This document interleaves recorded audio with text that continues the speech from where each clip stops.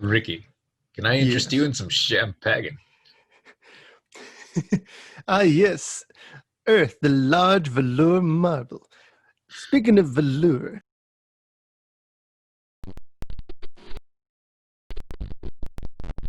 we're talking about the Azure Planeswalker Jace Beleren in legendary lore. League of Legends. No, legendary lore, Joe. You always make it League of Legends, but it's always Okay, but now legendary. I said League of Legends. So now when I confuse it for League of Legends, there's an actual reason because I said it here.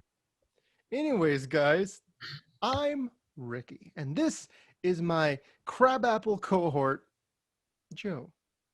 Say hi, Joe. I'm a kitty. He's a I'm a cat. cat. So, we're talking about Jace Beleren. Obviously, this is the 60% of the Magic population's favorite planeswalker. So a lot of you probably already know a lot that there is to know about Jace. But with the new year ending, also everyone, Happy New Year! We're finally out of 2020. Let's The hope everything gets world's better. yeah, 2021 is going to be great. I'm going to love it. It's going to be huge. It's going to be the best. Trying to The sound point so is, pained when you say that. you got to Is that believe, Joe. You got cookies to or believe. anxiety? You gotta believe. So basically, Jace. Jace was born in Silmott's Crossing. Now, Silmott's Crossing was basically just like it was on a ring on the plane of Vryn. Now, Vryn hasn't had a proper set. It had it was one of the 10 planes on Magic Origins, which was a special core set that was made that was specifically about the origins of the planeswalkers, the original planeswalkers. Not original, main planeswalkers. Original planeswalkers were much better. The point is, Johnny. Jace. Jace was he was basically just the template for a nerdy kid. He had no friends. He was smarter than everybody else. He was bullied for being smarter than everybody else. Um, that was basically his whole shtick. And I mean, that doesn't really change much. He runs away when he has the opportunity to do so, which is also part of his shtick for quite a while. So his latent ability, his telepathic abilities, are exceptional. And so Alhamaret, which is the name of a sphinx, shows up and is like, hey, Jace's parents, would you like to give me your son? And they're like, we don't like him. Sure. And so Jace is taken under the tutelage of Alhamaret, who, The Sphinx's tutelage? yes, the Sphinx's tutelage. Now, this Sphinx, Alhamaret, is the one who basically teaches him everything he needs to know. Not only that, but he teaches him how to basically become a spy or a rogue, depending on your perspective.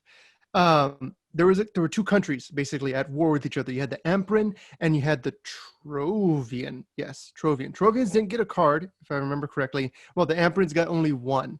At least that were labeled as such. There might have been characters that were represented, but explicitly, there was only one Amprin card, Amprin Tactician, it was white card.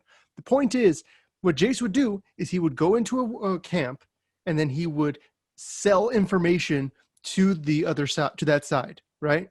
Mhm. And while he's there and he's waiting for them to give him his money and all that stuff, he's poking around and rifling through all their minds to get as much secret information as he can. Then he goes back to Alhamaret, and Alhamaret's like, okay, now go to the other side and sell that information. And so they would do that. That's what they would do. And then Alhamaret would wipe Jace's memories of whatever he didn't need to know. That was their thing. Jace didn't remember it entirely. He just thought, okay, yeah, we're doing great. This is all good information. It was basically Eventually, Rick and Morty. yeah, actually, that's super messed up. Yeah. Jace So used to here's be Morty. so Jace is having his brain tempered with the entire time. He has a lot of blind spots basically, and he eventually, he's like he realizes what he is. His spark had already ignited, but Alhamret saw that and erased his memories of it so that Jace wouldn't know that he was a planeswalker. Jace, I know what you are. Monkey. So, so what Jace does is he starts to he he gets very he gets very upset. He gets into this like mental wrestling match with Alhamret, and eventually Jace wins. So basically, this is how the battle went down. Jace had discovered by like he was able to like kind of see into Alhamret's mind for a moment and saw that he was a planeswalker.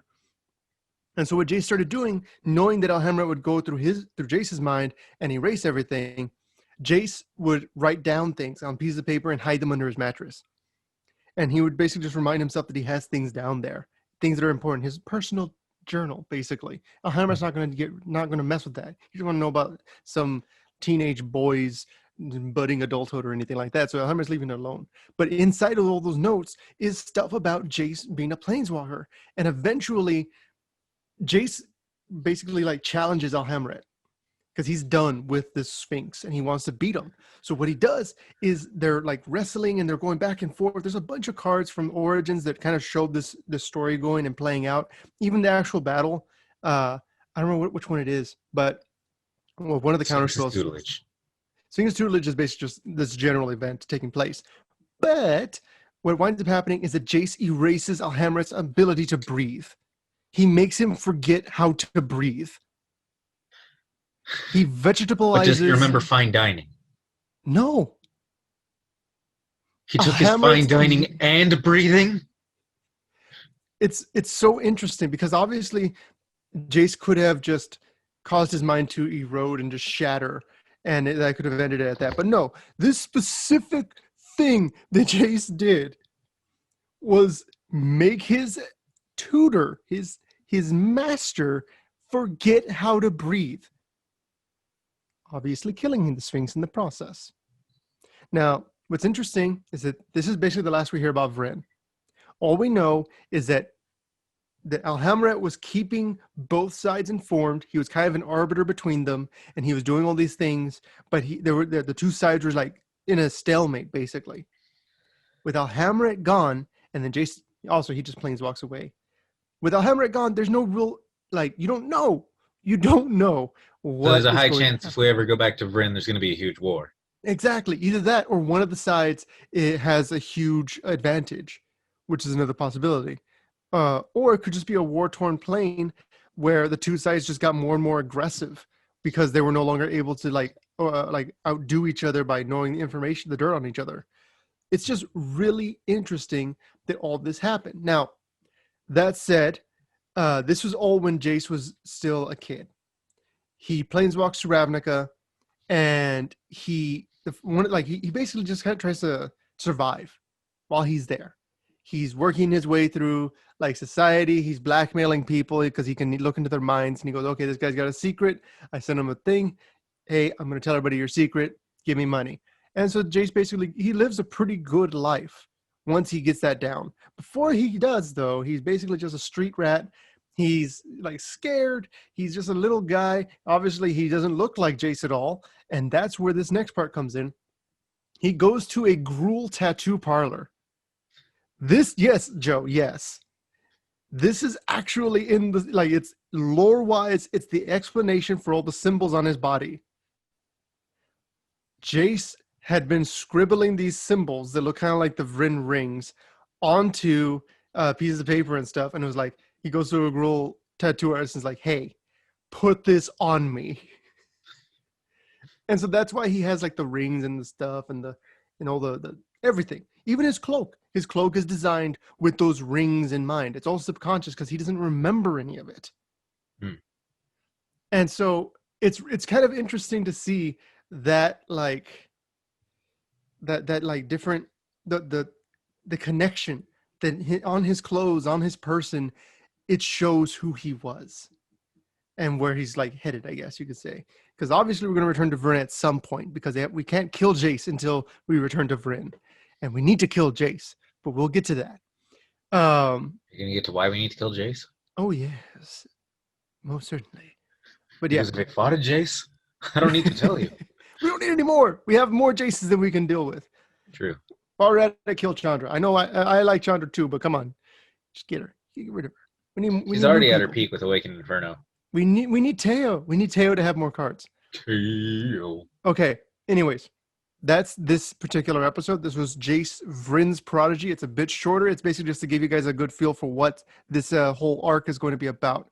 We're going to go into each individual story for Jace, what he did in those different points in time and what led up, possibly past, yeah, I'd say up to Zendikar Rising, because after that point is Kaldheim. Kaldheim's just come out. We're going to wait to see what story stuff comes out for that, and then I'll compile all that, and we'll have episodes for that. But for now, this is where we're going to call it.